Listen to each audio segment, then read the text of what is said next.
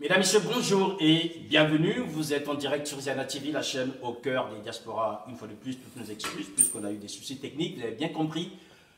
Pour ce 100% direct, nous allons revenir sur une thématique assez particulière. Faut-il une transition au Congo sans Denis Sassou Nguesso? Les hommes qui sont aujourd'hui mes invités disent oui. Or, nous le savons, depuis quelques mois, voire quelques années, se font jour plusieurs projets. Vous connaissez la conférence internationale de Modeste Boukadia, vous connaissez ces hommes ici au sein de la diaspora qui demandent une conférence nationale bis. D'autres pensent que pour les élections à venir, il faudrait organiser des primaires. Or, mes invités aujourd'hui estiment que le Congo a besoin d'une transition. Mais cette transition doit exclure un homme, Denis Sassou Nguesso, et son système. Vous avez entendu le premier des opposants congolais officiellement, M. Tchatima Biala, proposer une sorte de glissement pour que Denis Sassou Nguesso aille jusqu'en 2023 et il ne devrait pas se présenter aux élections présidentielles prochaines. Toutes ces initiatives aujourd'hui permettent de revoir ou de penser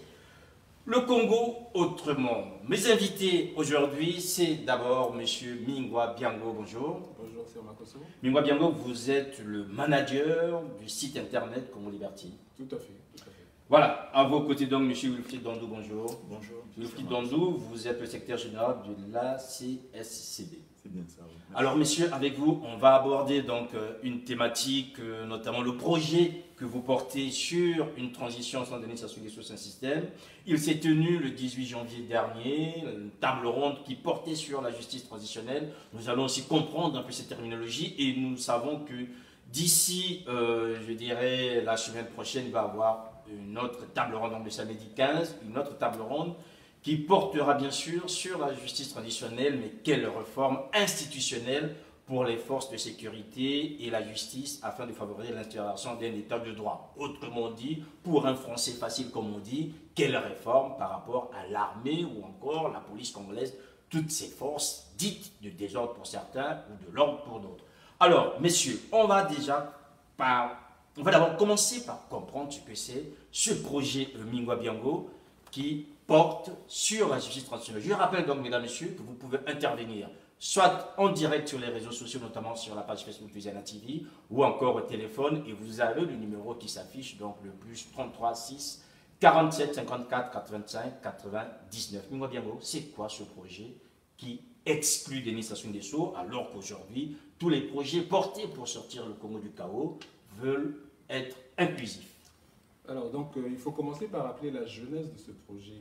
Et la genèse de ce projet n'est pas une simple vue de l'esprit, hein, ça ne tombe pas du ciel. C'est une réflexion qui part des problèmes que connaît le Congo-Brazzaville. Que sont-ils ces problèmes?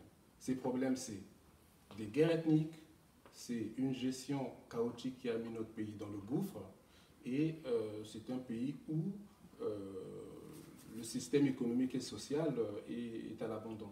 Donc, le but de ce projet est de faire un diagnostic des contentieux qui gangrènent la société congolaise et ensuite faire une proposition dans un livre blanc dans lequel sera synthétisée toutes ces orientations. Alors, il faut dire que c'est un projet collectif. Nous ne sommes pas un parti politique ni une association politique. C'est un projet porté par des Congolais. De l'opposition?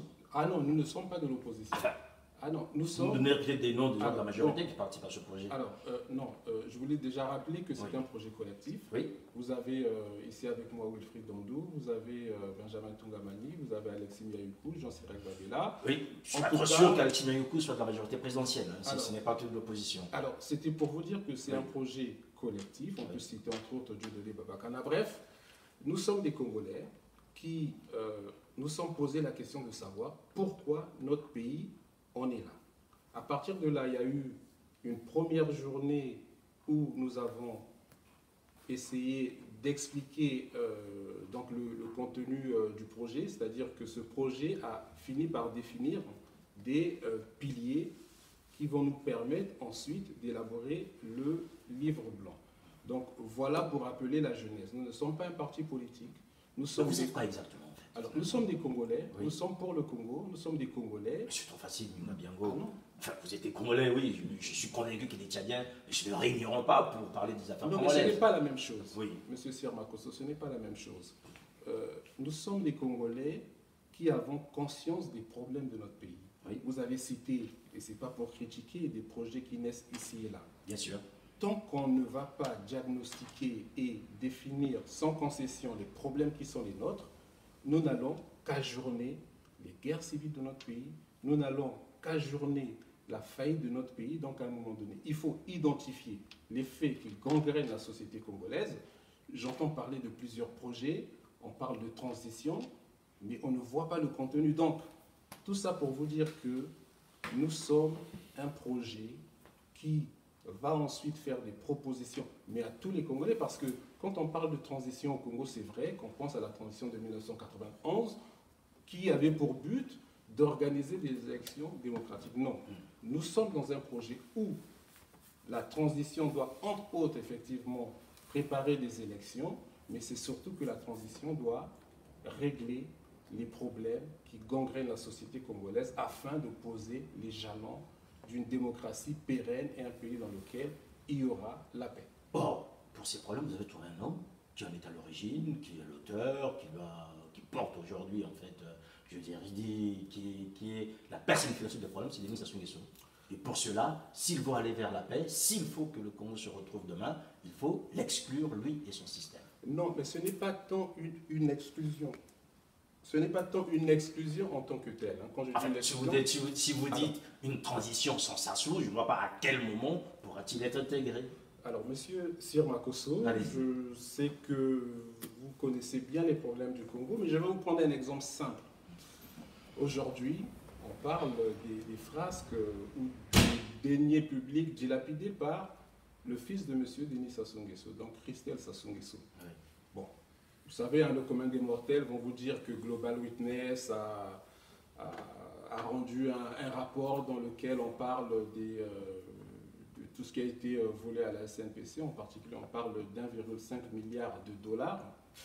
Mais là, vous avez la mise en examen de Denis Christelle Sassou Nguesso. Mais ce qu'il faut dire, c'est que ce ne sont pas ces organismes-là qui font des enquêtes. Ces enquêtes-là n'existent pas. Ce sont, au sein du clan, la succession, en tout cas la guerre de succession qui a déjà commencé. Donc vous avez les services secrets qui alimentent certaines organisations pour clouer, Dieu merci, monsieur Christelle Denis Sassou Nguesso. Tout ça pour vous dire que dans le camp du pouvoir, la guerre de succession a commencé. Donc ils intègrent déjà le fait que monsieur Denis Sassou Nguesso, dans quelques années, ne sera plus là. Comment pouvez-vous nous reprocher de réfléchir à un Congo sans Denis Sassou Nguesso? Je ne vous reproche rien du tout. Si vous prenez cela comme argument, ça signifie que vous devenez aujourd'hui les alliés objectifs des hommes et des femmes au sein du pouvoir qui estiment que le clan a tellement fait qu'il faut en exclure certains, et à ce moment-là, vous saisissez l'occasion pour dire que voilà, si au sein du clan, on estime qu'aujourd'hui Denis Sassou Nguesso, son père, ne sont plus à même de continuer à porter ce pouvoir, mais écoutez, nous sommes avec vous pour les exclure. Alors, ce n'est pas ce que j'ai dit. Je suis juste vous n'avez pas dit, mais vous me permettez d'interpréter un peu vos propos à la lumière de ce que vous nous dites. Qui correspond à ce qu'on pense. J'étais juste en train de vous dire qu'il est normal que nous, qui voulons la restauration de la démocratie, qu'on se projette dans un Congo sans Denis Sassou Nguesso et son système, sans Denis Sassou Nguesso et son système, parce que M. Denis Sassou Nguesso a appauvri notre pays, parce que M. Denis Sassou Nguesso a cassé la cohésion nationale du pays, parce que M. Denis Sassou Nguesso, tout simplement, qui est un agent de la France, de notre pays, en tout cas des intérêts mafieux de la France dans notre pays, a complètement détruit notre pays. Donc moi, je ne peux pas concevoir, en tout cas nous ne concevons pas, un Congo, l'avenir du pays, avec quelqu'un, excusez-moi, c'est même pas par rapport à l'âge du capitaine, mais il va vers sa 80e année. Que voulez-vous faire d'une personne de ce type qui a ruiné le pays? Donc voilà le problème. Mais c'est Sassou Nguesso et son système que nous voulons balayer. Alors il faut dire une chose, puisque je vous donne la parole tout à l'heure, Wilfried Ndondou, puisque vous évoquez la mise en examen de Denis Sassou Nguesso, je rappelle juste que Denis Sassou Nguesso lui-même n'est pas mis en examen. Vous excluez quelqu'un qui aujourd'hui, je dirais, n'a aucun contentieux officiel, et vous incluez un autre, son fils, qui lui aujourd'hui est quand même pointé du doigt et qui devrait passer devant la justice congolaise. Tout ça, je vais vous dire en ce qui concerne la mise en examen, mais il faut qu'on s'appesantit sur notre projet. La mise en examen n'est Non, non, non, on va revenir sur le projet, mais on veut bien comprendre parce que ce projet a quand même des ramifications qui personnifient certains dans le système Sassou. On a évoqué juste Sassou et son fils. Vous allez peut-être nous dire exactement qu'est-ce qu'il y a dans le système et c'est quoi ce système. Est-ce que dans ce système, il y a des hommes, il y a des femmes, ou bien vous prenez Denis Sassou Nguesso comme étant celui qui doit tout porter, et derrière, il y a une nébuleuse. En fait, on ne sait pas qu'est-ce qu'il y a derrière. Le système, ça reste quelque chose auquel on pense, mais on ne sait pas qu'est-ce qu'il y a derrière. Le système est porté par des hommes, oui. Et quand on parle du système, c'est ce système qui tue les Congolais, c'est ce système qui vole les Congolais, c'est ce système qui appauvrit le pays. Donc, il est tenu par des hommes, effectivement. Bien sûr. Il est tenu par des hommes, mais pour revenir à ce qu'on disait, et j'ai envie de clore rapidement ce dossier, sur la mise en examen de M. Christelle Denis Sassou Nguesso, ce n'est que de la poudre aux yeux. C'est-à-dire que lorsque les Français veulent négocier, en tout cas pousser M. Denis Sassou Nguesso à bout, on vous sort une mise en examen, tant mieux. Sauf que vous avez les procès des disparus du Beach ici en France qui traînent. Vous avez eu, mais la mise en examen, ce n'est pas la première. M. Edgar Nguesso a été mis en examen. Il y a plusieurs. M. Edgar Nguesso n'a pas de fonction politique en soi, je veux dire. Mais M. Denis Christelle Sassou Nguesso non plus. Ah, bah si, il est député, M. Sassou. Ce que je veux dire par là, que dans notre pays, il y a des problèmes, en gros, plus graves. M. Denis Sassou Nguesso, son fils et son système sont les représentants de l'étranger dans notre pays. Donc il faut que les Congolais aujourd'hui sachent que nous luttons contre un système, mais ce système aujourd'hui est personnifié effectivement par M. Denis Sassou Nguesso, et je l'ai dit sur des chaînes internationales, qui est le sous-préfet des intérêts mafieux de la France dans notre pays. Donc, lutter contre M. Denis Sassou Nguesso, c'est surtout lutter contre les intérêts mafieux de la France, un pays que nous aimons bien, sauf qu'on parle d'intérêts mafieux, mais on ne parle pas des intérêts de la France. Donc voilà rapidement pour présenter les choses. Voilà, mesdames et messieurs, vous êtes bien sûr en direct sur Ziana TV. Deux invités, bien sûr, Mingwa Biango et M. Wilfried Dandou. Alors, Wilfried Dandou, c'est vous qui avez porté, ou c'est vous qui portez, je dirais, au sein de ce projet, cette notion de justice transitionnelle. Alors, ceux qui l'entendent se disent peut-être, c'est une justice qui rentre dans la transition, puisqu'on est là aussi dans une forme de transition sans Sassou. C'est quoi exactement, concrètement, cette justice transitionnelle? Quelle est la différence avec la justice traditionnelle, si vous me permettez, que nous connaissons, je dirais, ordinairement?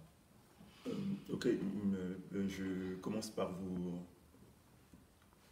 par dire bonjour aux nombreux auditeurs et téléspectateurs qui vous suivent. Et donc, effectivement, la justice transitionnelle est une des thématiques de ce projet, donc, qui a été abordé le 18 janvier dernier et qui sera à nouveau abordé, au moins partiellement, à la prochaine session qui se tiendra le 15 février, dans laquelle on traitera ou on approfondira la notion de justice transitionnelle, parce que la première session sur la justice transitionnelle que nous avons présentée a permis de poser le cadre, et la seconde viendra pour affiner ce que c'est que la justice transitionnelle, et du moins, dans un premier temps, aussi faire un retour par rapport aux commentaires qui ont été faits la dernière fois, et de replacer la justice transitionnelle dans son cadre. Alors, effectivement, c'est quoi la justice transitionnelle? La justice transitionnelle, c'est avant tout une démarche.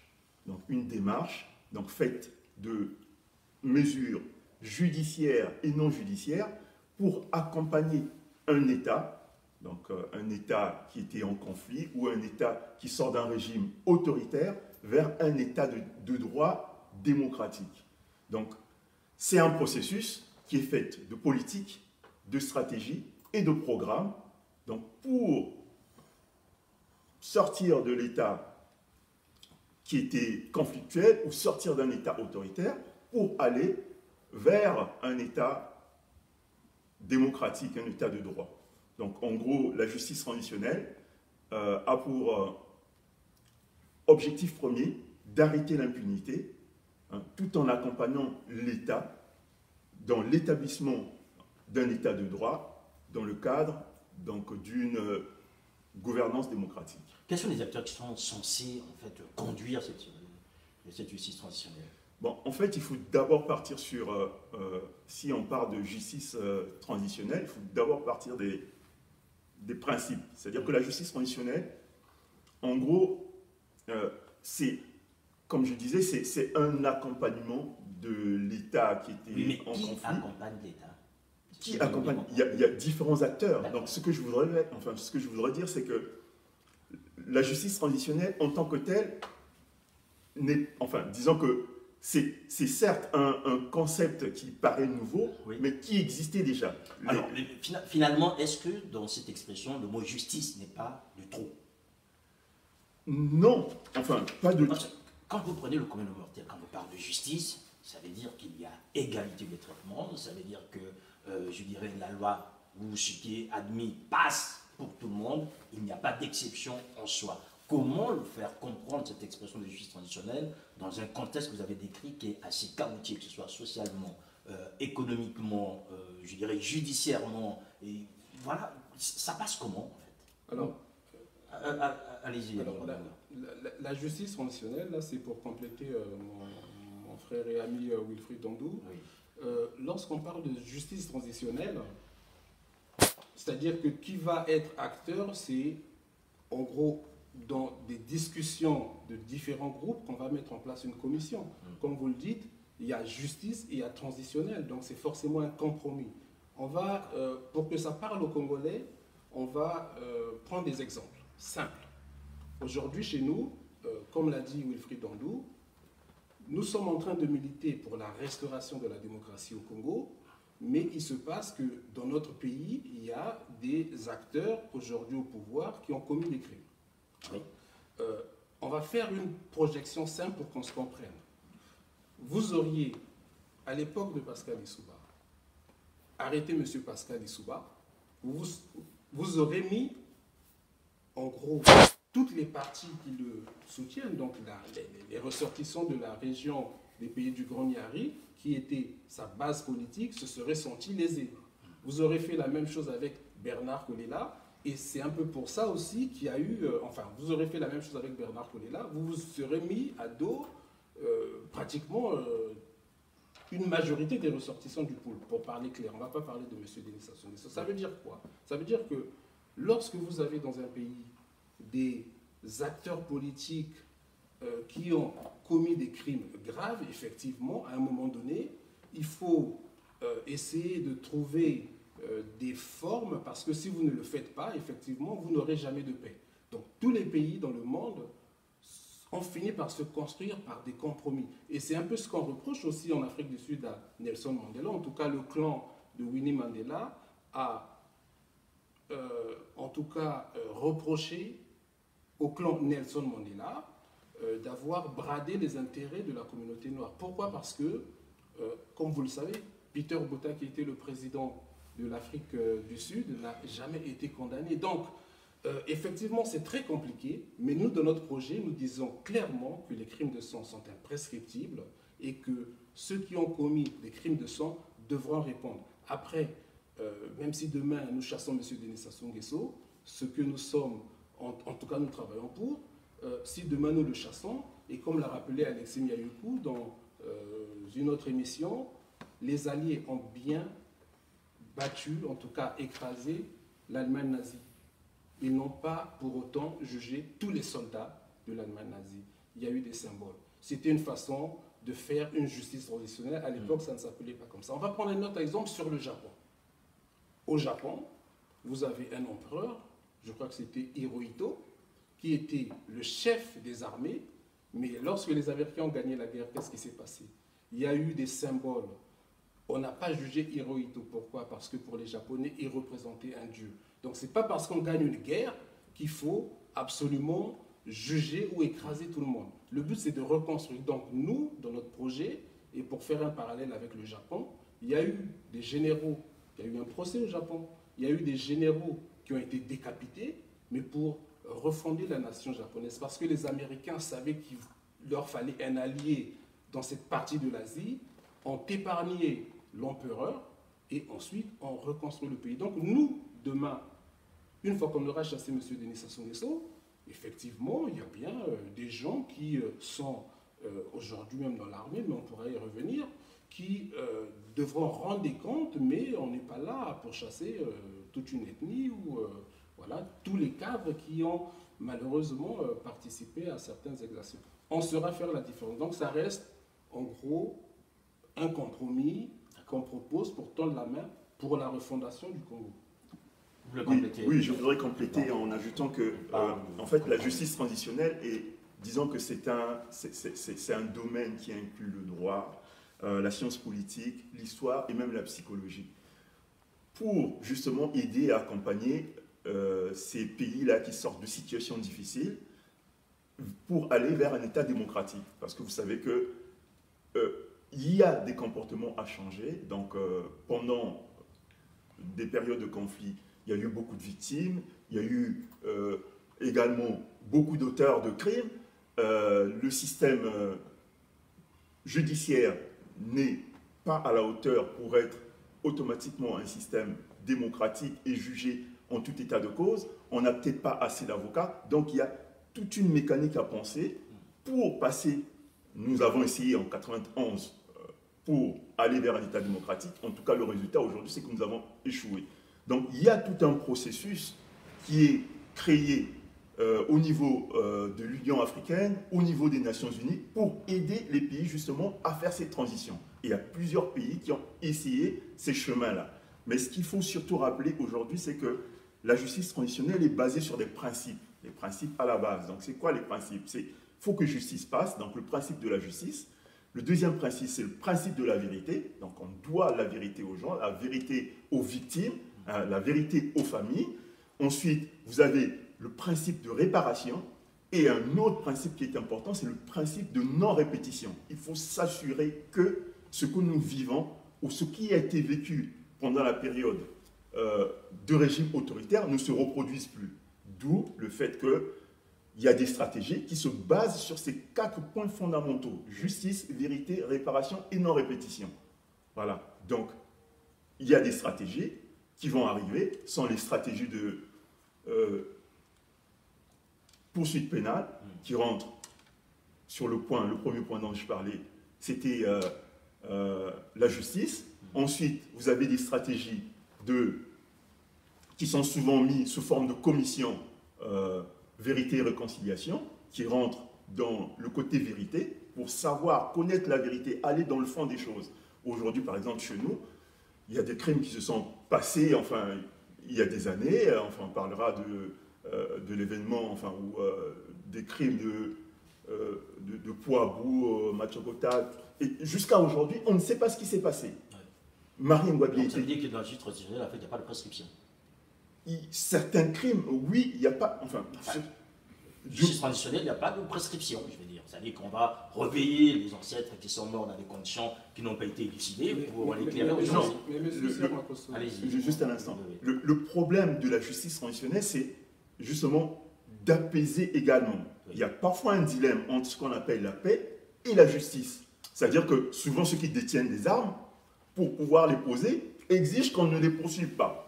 Et de l'autre côté, il y a des règles internationales qui exigent sur certains points, par exemple des crimes de sang, il y a une prescriptibilité. Donc pour être un état de droit, c'est un juste milieu à trouver, oui. Hein, mais en respectant stricto sensu un certain nombre de points. Et les points les plus importants dont j'ai parlé, c'est les 4 points dans la justice transitionnelle. Il faut qu'ils passent. Oui. Voilà. Le seul problème, moi, en fait, mon problème avec cette notion de justice transitionnelle, il faut que la maman qui vous fait de visite comprenne très bien que quand les militaires qui ont été envoyés par l'armée congolaise sont venus abattre sa famille, ses enfants et tout ça, et que vous lui dites que dans cette affaire-là, en fait, ces gens-là, on va trouver un compromis avec eux. Comment on intègre ça? Nous ne disons pas ça. Mais expliquez-nous, c'est ça qui est très important. Je veux vous expliquer quelque chose de simple. Enfin, quelque chose de simple. Merci pour la simplicité. Lorsqu'on a perdu un membre de sa famille qui a été décapité sans raison, même lorsque c'est avec raison, toute sa vie, on crie justice, on crie même vengeance. Ça, c'est la nature humaine et c'est normal. Aujourd'hui, nous disons très clairement que pour notre part, il n'y aura pas d'amnistie pour les crimes de sang. En tout cas pour les commanditaires. Nous savons faire une différence entre les commanditaires et entre les exécutants.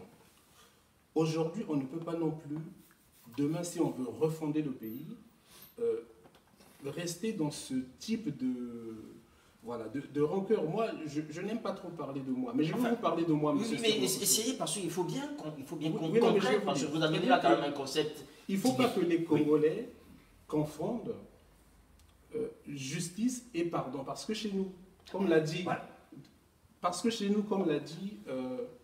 à la dernière table ronde, vous avez un éminent avocat du nom de Brice Nzamba que tout le monde connaît, bien sûr, qui a parlé de notre identité chrétienne.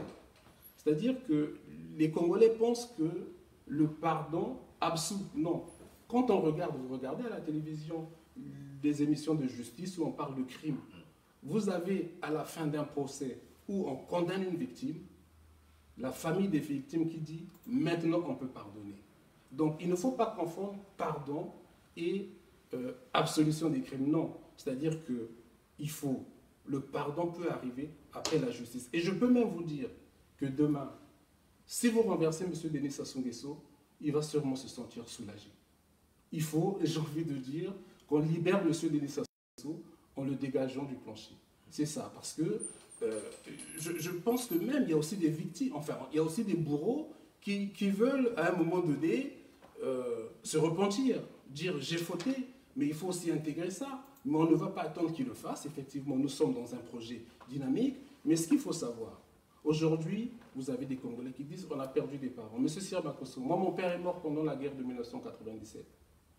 Mais est-ce que c'est pour autant que je dois m'attacher à ça pour dire il faut vengeance, il faut vengeance. Mon grand-père est mort à Mouyonzi lorsque les Angolais sont rentrés à Mouyonzi.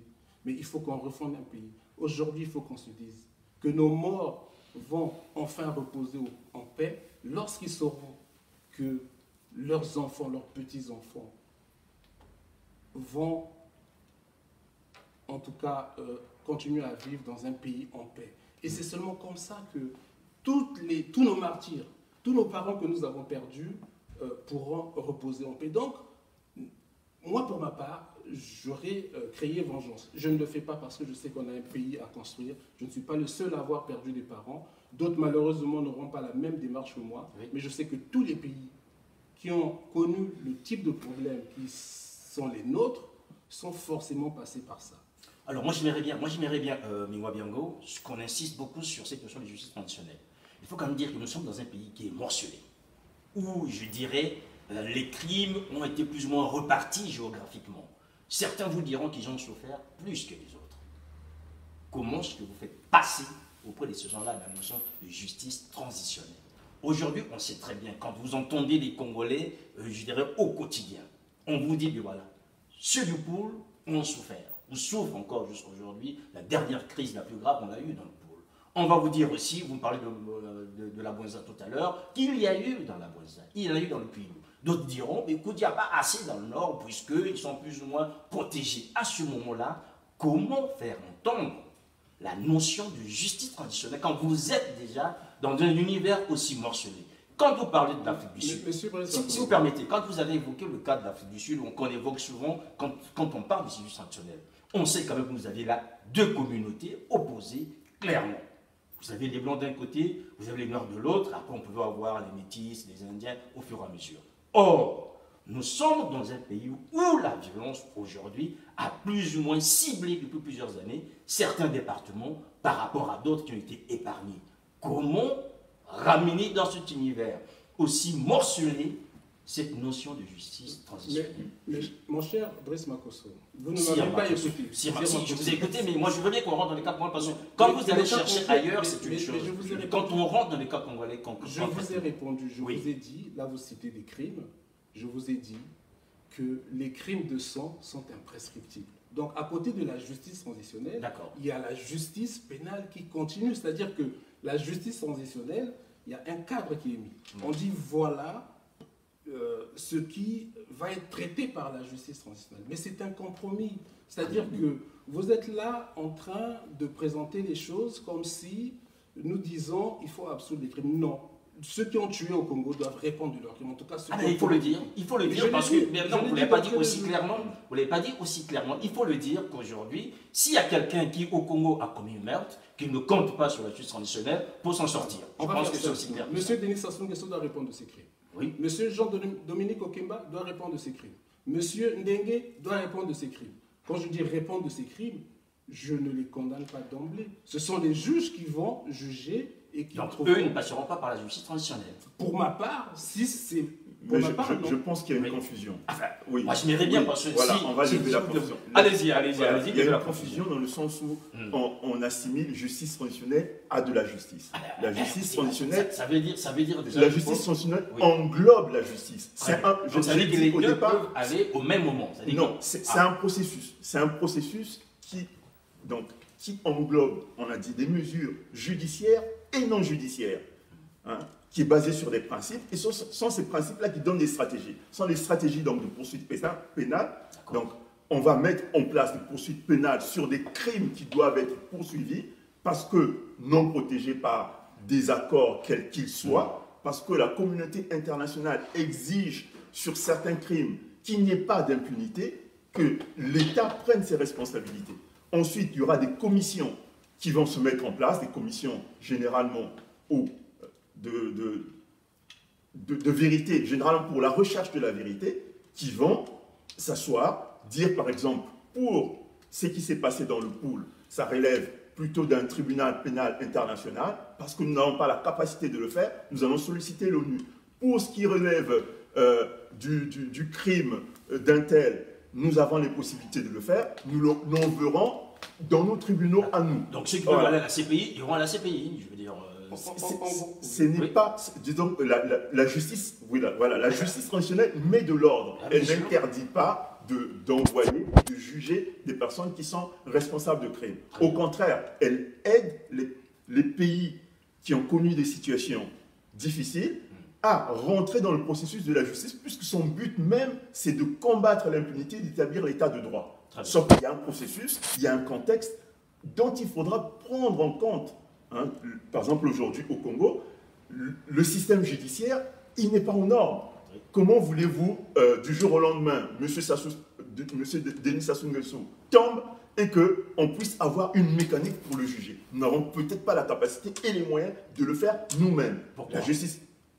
Pourquoi? Tout simplement parce qu'aujourd'hui, vous avez dans l'appareil judiciaire un système qui marche et qui est à la solde de M. Sassou Nguesso. Comment voulez-vous faire juger M. Sassou Nguesso par des personnes que lui-même il a nommées pour être là? Et dans des relations qui sont plutôt des... Allez-y, voilà. allez-y, terminez. Voilà. Si je comprends bien, ça signifie qu'aujourd'hui, en fait, pour mettre en place les justices traditionnelles, ça demande non seulement des ressources internes, mais aussi des ressources externes. Qui peuvent nous aider. J'arrive. Donc, ça veut dire qu'il faut des ressources parfois externes.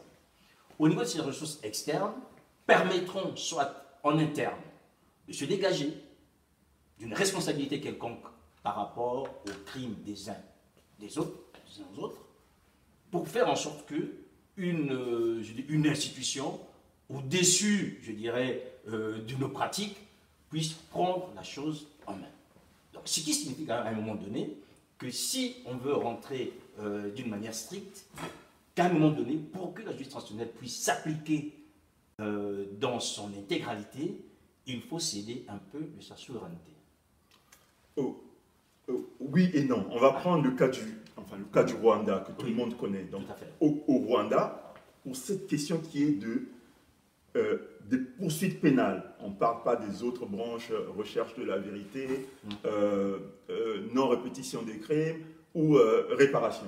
Cette question de la justice, des poursuites pénales, il y a 3 niveaux. Le premier niveau, c'est le tribunal pénal international pour le Rwanda, pour des crimes de génocide. Donc ça, c'est l'ONU qui envoie une équipe, qui met en place une équipe pour pouvoir les juger. Les auteurs sont identifiés.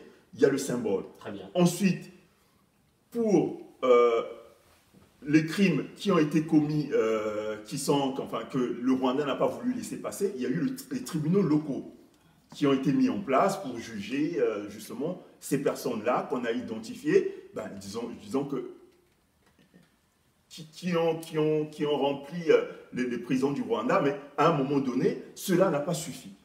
Parce que tout simplement, le rythme auquel les personnes étaient jugées ne permettait pas à la fois de désengorger les prisons et en même temps de rendre justice. Hein, dans le sens où bon, il n'y avait pas assez de personnel judiciaire. Ils ont mis en place, par exemple, des tribunaux locaux, ce qu'ils appellent les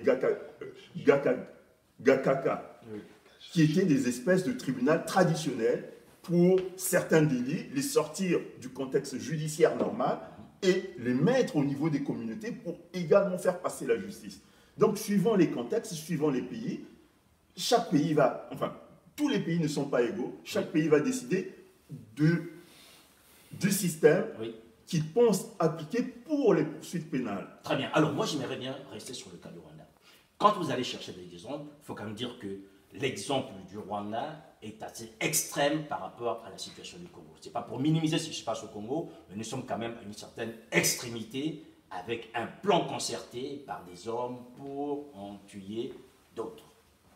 Est-ce qu'aujourd'hui... Comme le plan Webara. Ah ben moi je veux bien, c'est pour ça que je veux arriver. Est-ce qu'aujourd'hui, on est dans cette configuration au Congo pour qu'il y ait ce parallèle qui puisse distinguer les crimes les plus importants qui soient du ressort d'une institution internationale, les crimes, je ne dirais pas les moins importants, mais enfin au fur et à mesure qu'il y ait une graduation qui puisse permettre de bien comprendre qu'aujourd'hui, si nous entrons dans une justice transitionnelle, c'est parce qu'on a besoin non seulement de nous-mêmes, mais aussi de la communauté internationale, de donner un peu de souveraineté, parce que ce qui se passe au Congo, ce qui s'est passé au Congo, relève de cet ordre. Alors, il y a une chose, je ne suis pas juriste, mais on essaie tous un peu d'avoir une certaine culture juridique. Hein, bien sûr. On peut être confronté à ce type de problème. Le droit a une constance. C'est qu'il faut juger les crimes où ils se sont passés. C'est pour ça qu'il y a eu le tribunal de Nuremberg. C'est pour ça que les criminels japonais ont été jugés au Japon même. Maintenant, effectivement, pour le cas du Congo, on aurait aimé que tout cela se passe demain lorsque nous allons dégager M. Denis Sassou Nguesso au Congo. Mais comme l'a rappelé M. Wilfried Dandou, chaque système de justice transitionnelle est spécifique. Mais il n'y a pas de honte non plus à demander à des juridictions africaines ou internationales de nous aider. Et pour vous dire, aujourd'hui, bien que la Commission Vérité et Réconciliation de l'Afrique du Sud est une référence, mais il y a eu amnistie des crimes de sang aussi, en tout cas beaucoup. Mais aujourd'hui, les personnes qui ont participé à cette commission sont invitées dans le monde entier. Et même aujourd'hui, on parle de la Colombie où il y a un compromis. Bon, ils sont invités jusqu'en Colombie pour essayer d'expliquer. Donc oui, le Congo, demain, que ce soit dans l'économie comme dans la justice, aura besoin des compétences internationales. Alors, donc, pour avancer, ce qui signifie qu'aujourd'hui, pour la mise en place d'une justice transitionnelle, il faut en même temps inclure et exclure certains acteurs. Je ne sais pas ce que vous appelez inclure, mais pour faire simple, oui. On est dans un sujet complexe. Bah, bien sûr, il y a eu une table ronde. Il y a ensuite, après les tables rondes, donc les tables rondes dégagent des orientations. Ensuite, il y a des groupes de travail où on invite les Congolais qui ont des compétences sur ce sujet ou même des chercheurs pour venir nous aider à comprendre les choses. Donc, nous sommes effectivement dans des orientations, mais pour revenir aux commissions que présentait Wilfried Dandou, c'est que la justice transitionnelle, en tout cas dans la commission, il y a une certaine éligibilité aux affaires, c'est-à-dire qu'on définit quand même le cadre. Aujourd'hui, si vous avez, pour faire simple, un problème parce que vous êtes un entrepreneur, un problème de type commercial, si vous allez au tribunal de grande instance, on va vous renvoyer vers le tribunal de commerce. Donc, dans la mise en place de ce type de structure, on définit quand même quelles sont les compétences ou le périmètre de cette commission-là. Très bien. Oui, j'aimerais rajouter sur cette question-là où vous disiez qu'il fallait exclure certaines personnes du système. Oui, c'est-à-dire qu'aujourd'hui, par exemple, il y a, si on ne prend que l'appareil judiciaire, il y a des personnes qui ont fauté, dans le sens qu'ils n'ont pas rendu justice. On va prendre par exemple le procès de M. Jean-Michel Marimkoko. Il y a visiblement quelque chose qui n'est pas allé dans le sens de la justice. Donc, pour pouvoir juger demain, il faudrait que, justement, on parle dans la justice transitionnelle d'une partie sur les réformes institutionnelles. Une réforme de l'institution justice qui puisse nous permettre d'être dans la configuration d'un état de droit. De même, on parlera d'une réforme des forces armées où, par exemple, au Congo, on a levé des hélicoptères, mais on ne sait pas qui est responsable.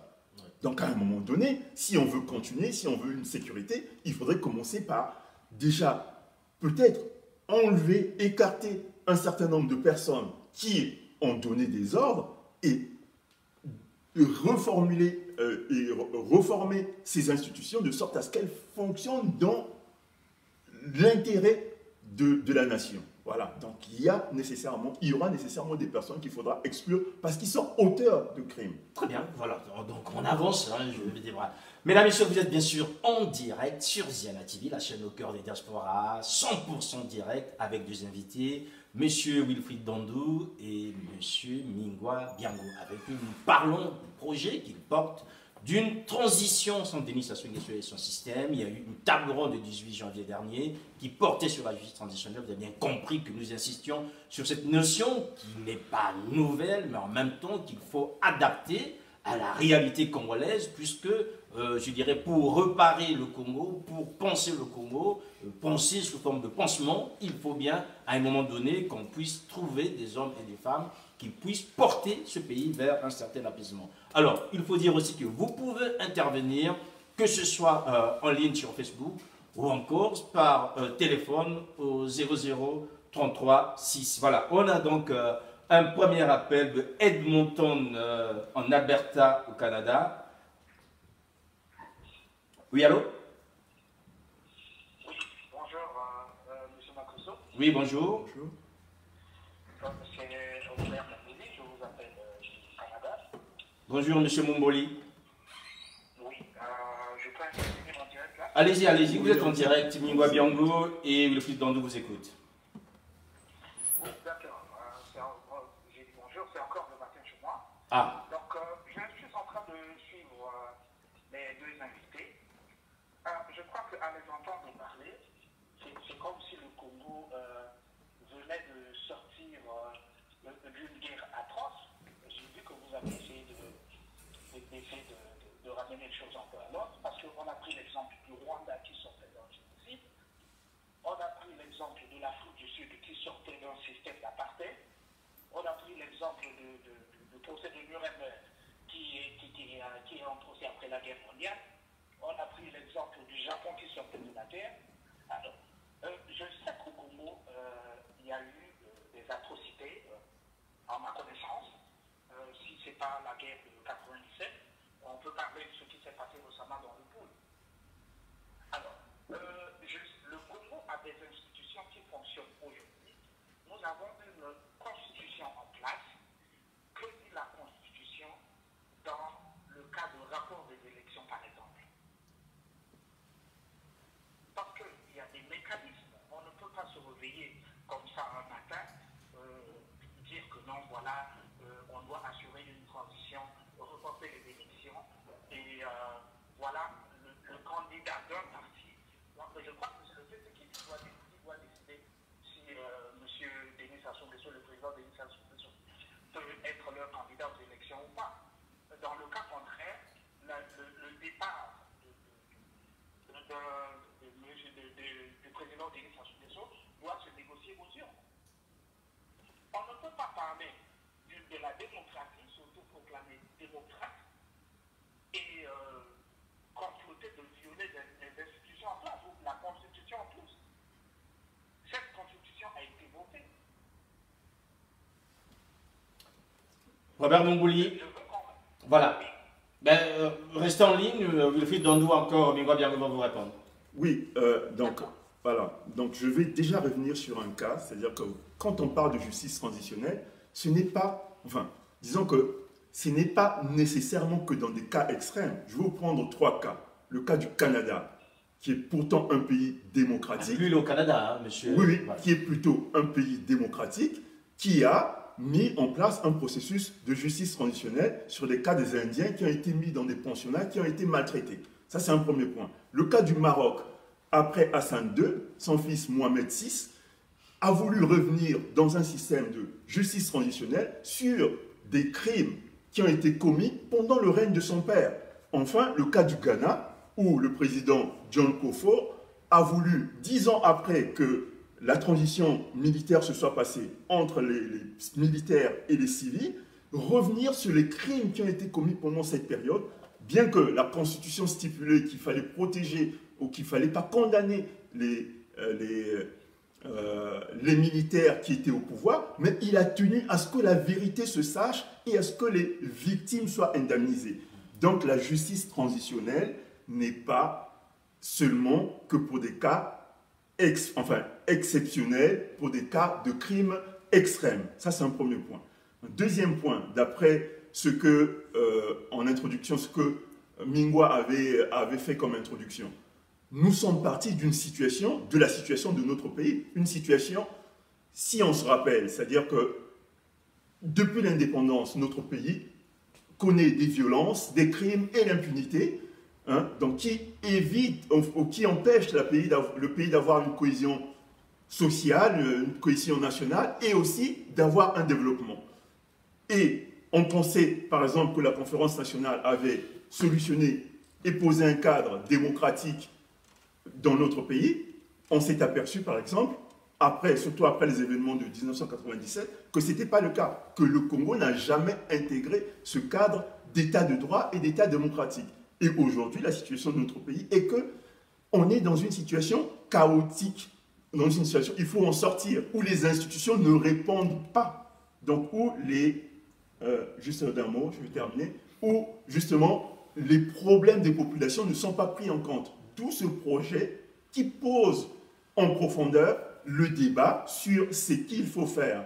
Voilà. Moi, bien, vous voulez compléter. Moi, excusez-moi, c'est pas du mépris oui. Contre notre internaute. Voilà, donc c'est mais Mongoli. moi, ça me, comme disait le doyen Letembe Ambili, j'ai un sentiment de pitié. Parce qu'on nous parle de démocratie. Ok. Comment M. Denis Sassou Nguesso est revenu au pouvoir en 97? M. Mongoli peut-il nous le dire? Et puis, dans son propos, excusez-moi, c'est ce que nous disent hein, nos amis Mindélé, c'est-à-dire que les morts du Rwanda, pour lui, sont différents des morts du Poul ou des morts dans la Bouenza. C'est-à-dire que nous, les Africains, apparemment, on n'a pas beaucoup de considération sur la vie humaine. Vous entendez là, on est en train de nous dire ce qui s'est passé au Rwanda est moins grave. Vous croyez que ceux qui ont perdu des parents, vous allez leur dire c'est pas grave? Non, soyons sérieux. Monsieur Mumbouli, si pour vous, le Congo est un pays démocratique, moi je n'ai pas envie de mener un débat avec vous sur ce sujet. Décidément, vous considérez, puisque vous dites que nous ne sommes pas des démocrates, j'ai envie de vous poser la question, si M. Denis Sassou Nguesso était démocrate, est-il arrivé au pouvoir en 97, en tout cas revenu au pouvoir par des élections? Monsieur Mumbouli, vous avez la parole. Juste un instant, M. Bangissou. Allez-y. Je ne comprends pas. Vous vous situez dans quelle période? Nous nous situons dans une période où nous renversons M. Denis Sassou Nguesso, c'est-à-dire que nous restaurons la démocratie dans notre pays. Voilà l'objet du débat qui est le nôtre, en tout cas de notre projet, c'est-à-dire qu'une fois que la dictature de M. Denis Sassou Nguesso, que vous considérez vous comme étant une démocratie, une fois que nous la chassons, qu'est-ce que nous faisons pour refonder notre pays? Voilà l'objet de notre démarche. Je ne suis pas là pour défendre M. Denis Sassou Nguesso. Je crois que vous avez pris l'exemple, par exemple, de la TRC, Truth and Reconciliation Commission en Afrique du Sud, qui était dirigée par Desmond Tutu à l'époque. Je me trouvais en Afrique du Sud et je l'ai suivi en direct. Il n'y a pas eu changement des institutions. Le président était déjà là, après les élections déjà, Mandela était déjà président. Maintenant, on a créé une commission de réconciliation. On n'a pas exclu les gens.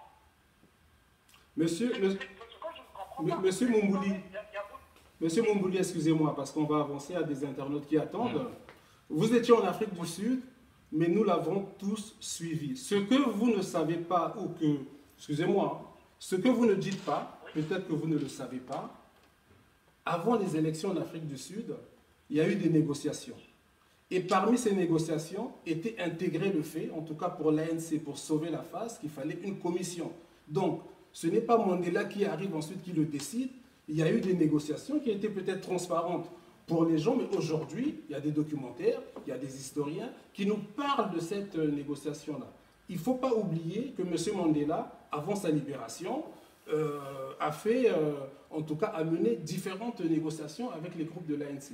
Donc, on va sur un compromis où on avait déjà la projection d'une justice transitionnelle. Ça, c'est la vérité. Donc, maintenant, nous dire aujourd'hui que Mandela a gagné et qu'on l'a fait après, c'est, excusez-moi, méconnaître ce qui s'est passé en Afrique du Sud, même si vous y étiez, mais aujourd'hui, il y a des reportages, il y a des documentaires, et même Winnie Mandela qui est parti dernièrement, on a parlé, c'était l'une des personnes qui faisait partie de ces négociations-là. Je ne veux pas entrer dans... Voilà, on va vous donner la parole et puis on passe à d'autres. Allez-y, M. Mumbouli, pour terminer. Je termine. Et vous avez pris le cas du Canada. Le cas du Canada, ce n'est pas un coup d'État institutionnel comme vous le prétendez. Moi, je crois, personnellement, je crois que il faut faire comme peut-être là, si vous voulez, votre démarche, une proposition que je fais, ça doit être comme la conférence nationale. Vous négociez avec tout le monde. Si vous commencez déjà par les solutions, je crois que ça ne va pas marcher. Merci, Robert Mumbouli. Ok, merci, votre conseil a été entendu. Voilà. Est-ce qu'il faut une conférence nationale à la place d'une transition? Je ne sais pas. Enfin, vous l'entendez comment? C'est une proposition que fait M. Mumbouli en disant, si vous voulez que ça marche, mais n'excluez personne. Or, le projet qui est le vôtre commence d'abord par l'exclusion de s'assurer son système et après on verra. Pour revenir au fondement de notre projet, Oui. une transition est un compromis. C'est-à-dire que nous sommes en train de construire un pacte républicain que nous allons soumettre à tous les Congolais, qui sera amendé, discuté, mais si nous ne réglons pas les problèmes du Congo, comme je vous l'ai dit, notre avenir, c'est la guerre. Oui, mais est-ce que vous prenez en compte notamment des hommes qui estiment que pour que cela soit efficace, qu'il n'y ait pas d'exclusion? Ben, nous excluons M. Denis Sassou Nguesso et son système. Après, c'est notre choix, mais nous militons pour que demain, ça soit une réalité. Donc vous comprenez que d'autres ne vous suivent pas? Mais nous comprenons tout à fait. D'accord. Oui. Allez-y. Mais je pense aussi que nous nous mettons dans l'optique du changement. Oui. Dans l'optique de sortir de la situation dans laquelle nous nous trouvons aujourd'hui pour aller vers une situation meilleure ou une situation au moins d'un état de droit. Aujourd'hui, on est dans un état de non-droit. Et qui est le responsable de cette situation et qui maintient ce système depuis 40 ans? C'est M. Denis Sassou Nguesso. On ne peut pas être dans la contradiction. Nous voulons le changement. Tous ceux qui veulent le changement doivent rentrer dans un processus où on discute et la plateforme est ouverte et justement elle est faite par des personnes, des politiques, des non-politiques, des personnes de la société civile comme moi qui veulent que le Congo change. Et nous posons des débats pour changer les choses en profondeur. C'est-à-dire qu'il y a certains acteurs sur la place qui pensent que ce n'est qu'un problème de gouvernance électorale. Il y a d'autres qui pensent qu'il s'agit juste de juger M. Denis Sassou Nguesso pour que les choses se résolvent. Mais les problèmes sont plus profonds que ça. Et nous posons ces problèmes sur la table dans une démarche participative. Ceux qui veulent le changement peuvent venir soit nous rejoindre, soit mener leur débat sur les mêmes thématiques. Et nous aurons plus tard un livre, blanc qui va poser nos conclusions, notre démarche sur la table. S'il y a d'autres qui ont d'autres démarches, ben ces démarches vont s'ajouter pour qu'au final, demain, quand on va aller dans une espèce de négociation avec ceux qui veulent le changement, qu'on puisse dégager le bon chemin. Voilà, en attendant qu'on dégage le bon chemin, messieurs, on va avancer. Vous avez prévu le 15 février, donc le week-end prochain, une table ronde, bien sûr, entre 13h et 18h, qui portera sur la thématique suivante, orientation sur les réformes des forces de sécurité et de la justice. Quelles réformes institutionnelles pour les forces de sécurité et la justice afin de favoriser l'instauration d'un état de droit? Avant qu'on arrive aux propositions et aux réformes, c'est quoi l'état des lieux, d'abord, monsieur Ningwa Biango, par rapport aux forces de sécurité et de justice?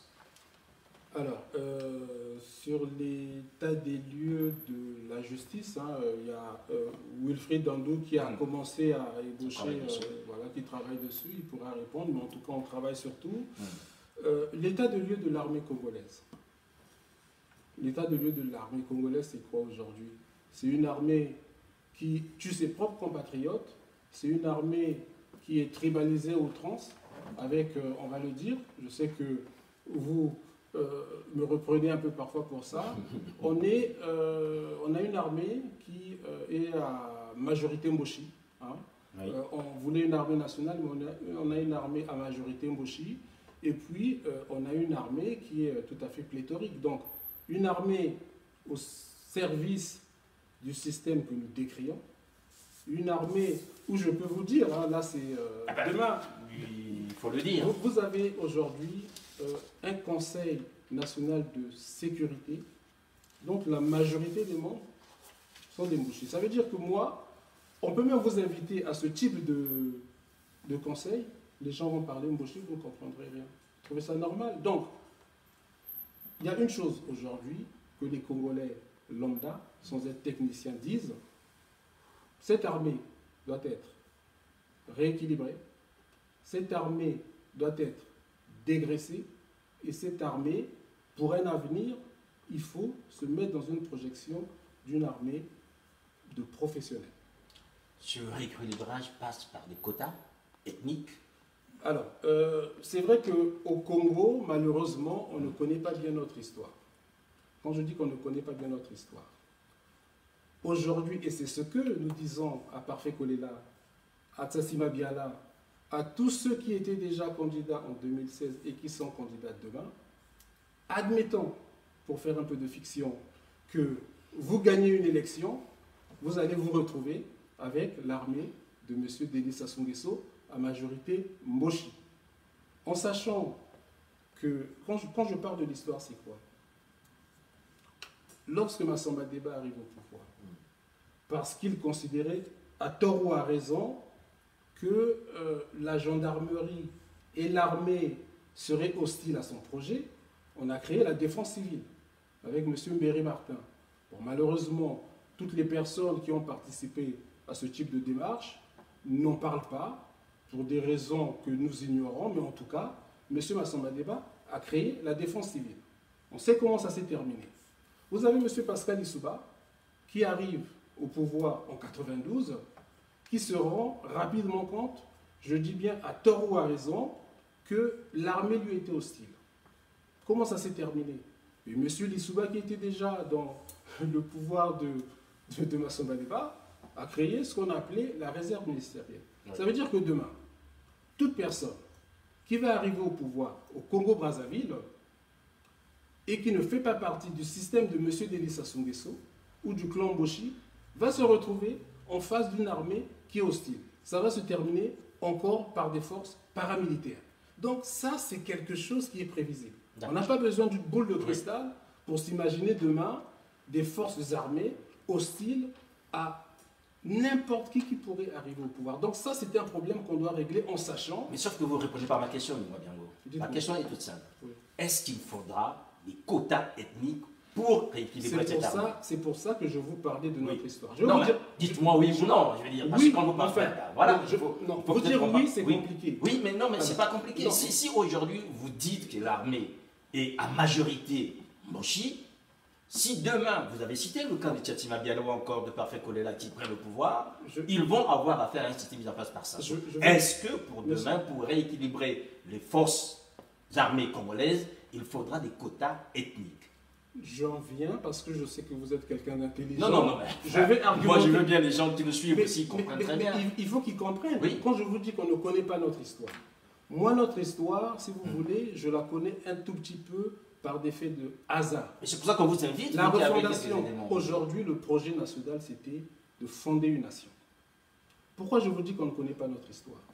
Les Congolais, qui sont de ma génération, je pense qu'on est de la même génération, on a connu, lors des recrutements au Congo, que ça se faisait par quota dans différentes régions. Ça, les gens l'ont oublié. Moi, comment je le sais? Mais c'est parce que, à l'époque, je crois dans les années 80, il y avait un recrutement de militaires. Et dans ma famille, effectivement, on discutait pour savoir s'il y avait des jeunes dans la famille qui pouvaient intégrer l'armée. Donc, quand je dis qu'on ne connaît pas notre histoire, les recrutements à l'époque se faisaient, je ne sais pas s'il y avait des quotas au sein des régions, mais en tout cas, puisqu'on voulait refonder une nation, on ne voulait pas que l'armée n'ait qu'une consonance, en tout cas, qu'elle soit à majorité d'une région ou d'une autre. Oui. Ça, c'est la vérité. Maintenant, ce qui s'est passé, c'est que en parallèle des recrutements, il y avait des recrutements, entre guillemets, qui se faisaient en catimini. Il y avait des militaires, en tout cas des concitoyens, qu'on envoyait faire des formations, des bourses, machin. Donc, quotas, je dis, pour l'armée de demain, oui, il faut des quotas. Mais ce n'est pas que je l'invente. Oui, enfin, voilà. Donc on repart dans cette histoire. Il faut qu'on reparte dans cette qu'il y ait histoire-là. des recrutements dans des régions, Mais bien avec, sûr. dans chaque département. Mais ça se passait déjà comme ça. Oui, oui. D'accord, vous voulez compléter quelque chose Oui, par non, rapport à je l'armée? voudrais, Oui. je voudrais nuancer un peu le propos de Ningwa dans le sens Allez-y, que allez-y. la prochaine journée du 15 février se tiendra donc une suite de la justice transitionnelle avec des réformes institutionnelles qui vont aller sur donc c'est chaque participant, Ningwa en fait partie, j'en fais partie, va soumettre ses propositions, sa vision de ce qu'il souhaite comme réforme. Bien sûr. Moi, par exemple, je me place plutôt dans le cadre d'une armée républicaine et citoyenne. Et aussi dans le cadre de la réorganisation du pays qui intègre tous les citoyens de la République. Donc il est anormal que le recrutement aujourd'hui de l'armée, par exemple, se passe que dans une région, mais il serait demain normal que ce recrutement soit citoyen et se passe dans toutes les régions de façon contrôlée et mécanique, de sorte que chaque citoyen de la République s'y trouve représenté.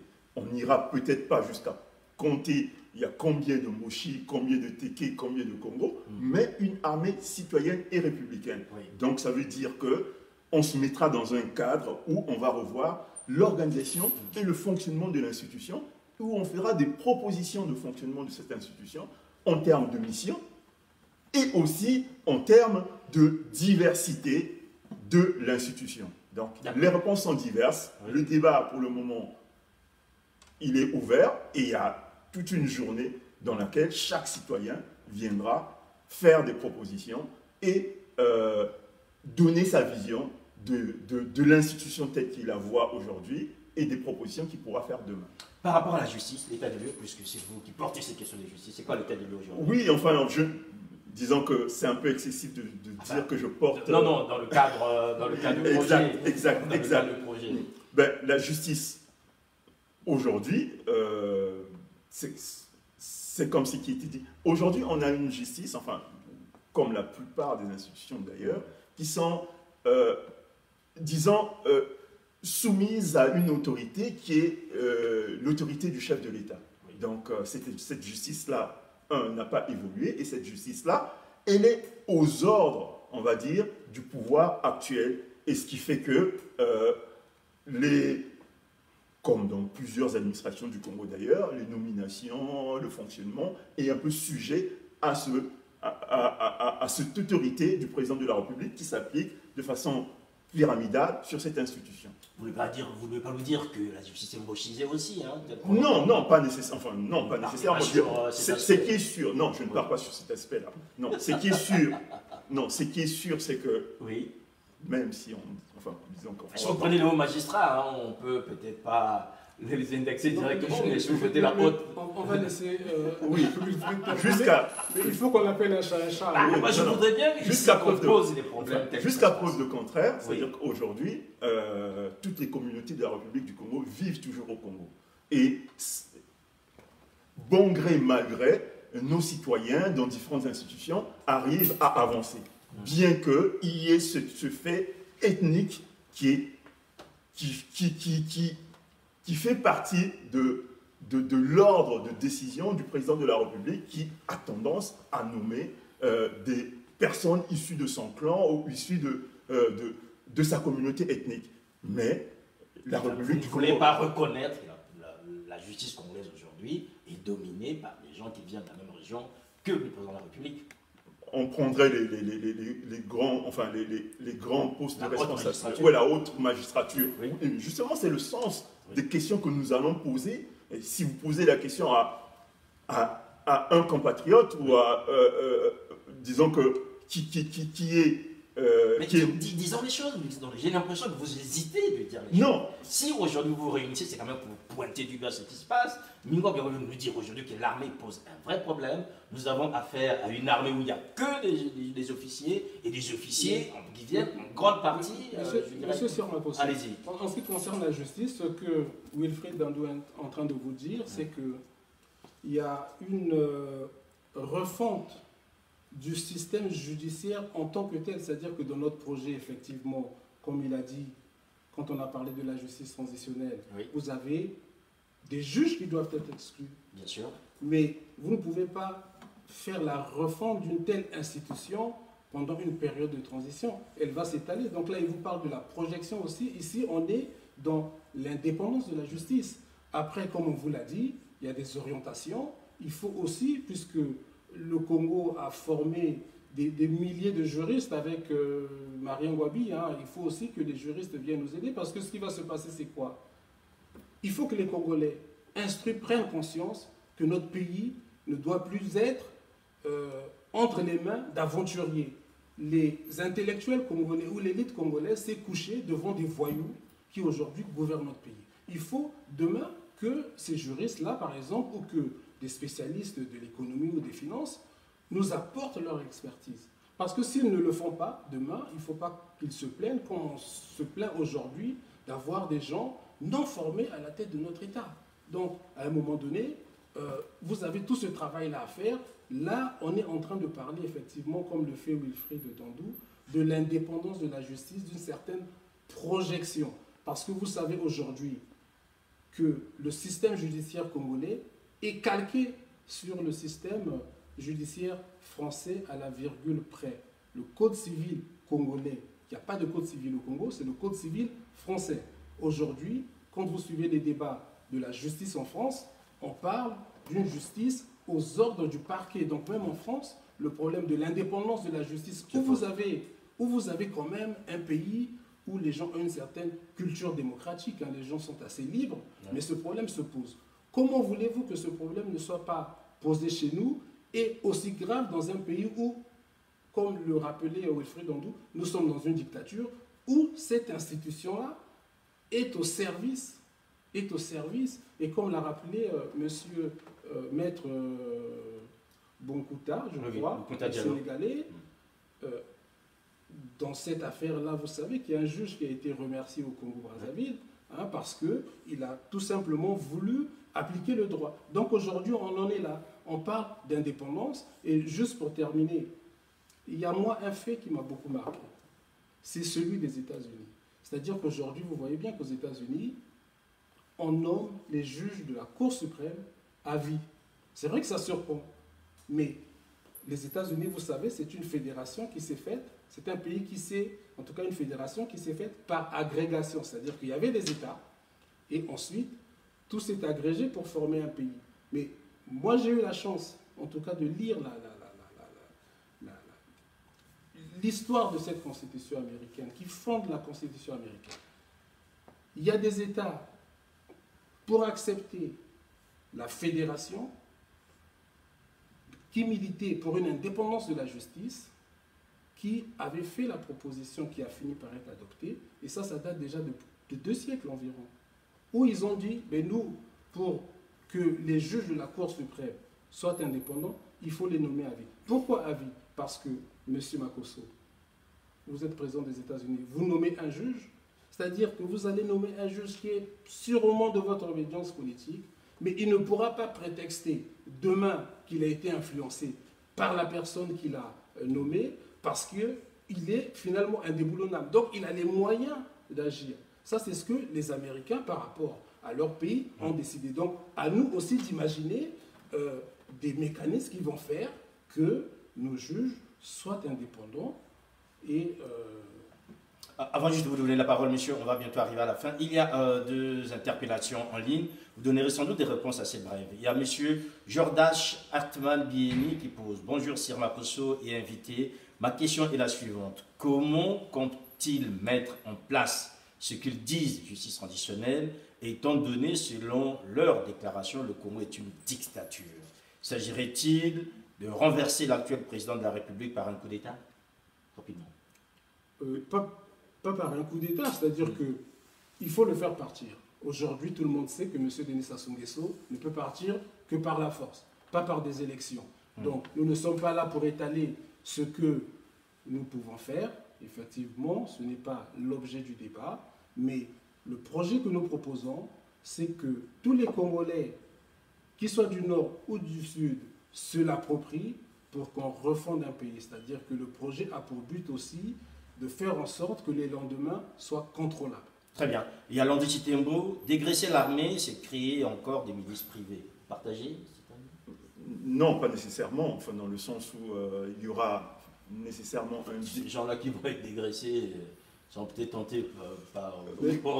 Moi, j'ai parlé de dégraissage. Pourquoi? C'est-à-dire qu'on est obligé, dans une émission comme celle-ci, de donner, malheureusement, des réponses courtes. Oui, sauf qu'on va vous avoir après. Moi, je vais vous parler d'un plan de départ volontaire. Quand je dis un plan de départ volontaire, pas comme ce qui se fait ici, mais effectivement, aujourd'hui, quand on parle d'armée de professionnels, en tout cas pour ma part, j'ai beaucoup réfléchi à la question, effectivement, à mon sens, il faut dégraisser l'armée qui est pléthorique. C'est question, on vous recevra après, je dirais, cette table ronde pour préciser certaines choses. Allez-y. Non, j'allais dire, sur cette question de l'armée, il y a par exemple des pays, dans le cadre de la justice transitionnelle, qui ont, on va prendre le cas du Libéria, qui ont carrément démis l'armée qui était là, reformé des gens, de nouvelles personnes, dans un accompagnement de justice transitionnelle.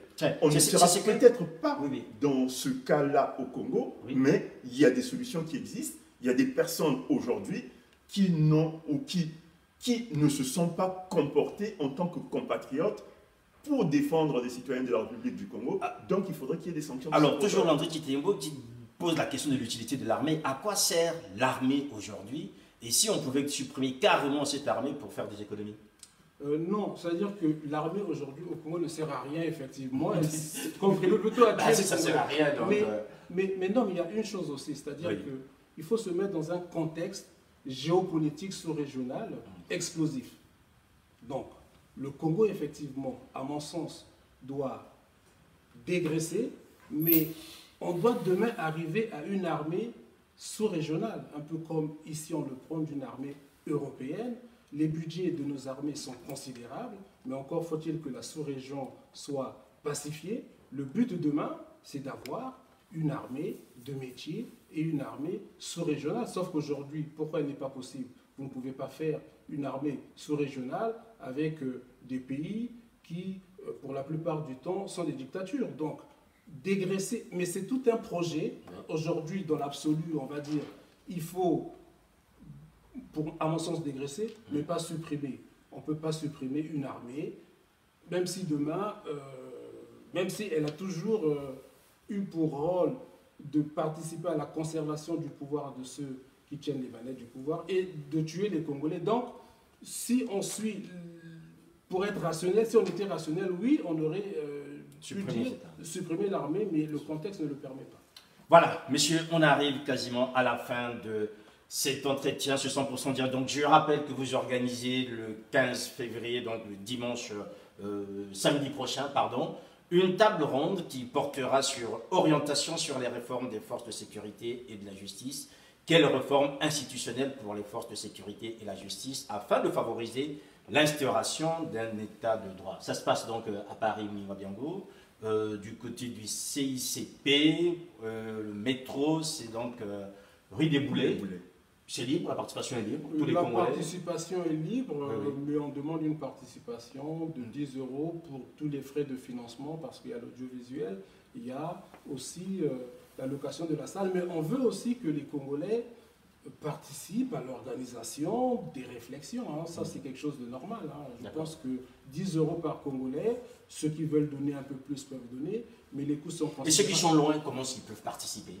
Alors, ceux qui ne sont pas à Paris, même en province, si on reste juste en France, par exemple. Oui, enfin, ce qu'on a prévu de faire, c'est que donc il y a des tables rondes qui s'adressent donc aux personnes qui sont sur place, et nous avons mis en place un site, enfin, on donnera l'information un peu plus tard, sur lequel on référence les débats et sur lesquels également des personnes peuvent contribuer au débat, et que ce site sera visible par tout le monde de façon à ce que le débat prenne corps dans notre société, parce que nous avons une société où le débat est fermé ou réservé à certains membres de partis politiques. Nous voulons que les Congolais participent. C'est un projet participatif et proposent leurs solutions aux problèmes qui sont les leurs. Voilà la démarche qui est la nôtre.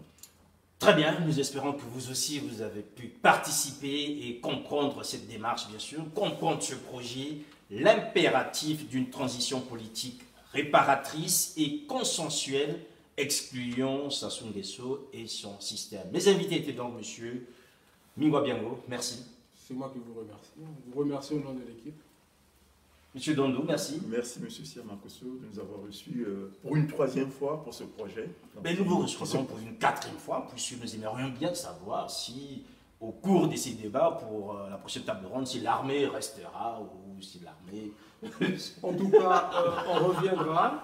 D'autres membres du groupe reviendront. Bien sûr. Mais M. Cyr Makosso, pour rester dans un cadre tout à fait rigoureux, sérieux, comme vous l'êtes, vous voyez bien, M. Cyr Makosso, que nous sommes dans un projet où nous réfléchissons sur les problèmes qui minent la société congolaise. Aujourd'hui, vous avez, excusez-moi, vous avez cité plusieurs projets. Moi, je ne vois pas le contenu. On va parler de quoi? On ne veut même pas tirer les enseignements de la conférence nationale, où effectivement, elle nous est tombée sur la tête. On s'y est rendu, en tout cas pour les conférenciers, sans avoir réfléchi aux problèmes du Congo. Donc, moi, je vous invite aussi, M. Makosso, lorsque vous recevez vos invités, de leur demander le contenu de leur projet. Si c'est juste aller aux élections présidentielles, excusez-moi. Ils vous entendent, je pense qu'ils auront l'occasion de venir voir. Et moi, j'ajouterais d'un mot, c'est que pendant la conférence nationale, à l'époque, la justice transitionnelle n'était pas identifiée comme telle, mais il y a eu, dans tous les différents principes de la justice transitionnelle, des actes qui ont été pris par la conférence nationale. Donc ces actes-là, on n'a pas le temps de les citer aujourd'hui, mais ce dont on se rend compte que la dernière cérémonie, la cérémonie de lavement des mains, a comme par magie fait disparaître ces actes-là, tout simplement peut-être parce que justement nos compatriotes à l'époque n'étaient pas outillés pour accompagner ces changements qu'ils voulaient vers l'état de droit qu'ils nous souhaitaient. Voilà, mesdames et messieurs, j'espère que nous vous avons accompagné cet après-midi. Surtout, vous avez bien compris, ou encore, vous avez pu amorcer, je dirais, ce projet donc, qui est porté par mes invités. Merci à Anthony Mouyungi qui a assuré la réalisation. Merci à vous aussi, toujours aussi nombreux. Je rappelle que dans quelques minutes, vous allez avoir le 17h dimanche avec Brice Landry Déco. Merci encore à vous tous. Portez-vous bien, le programme continue. Au revoir.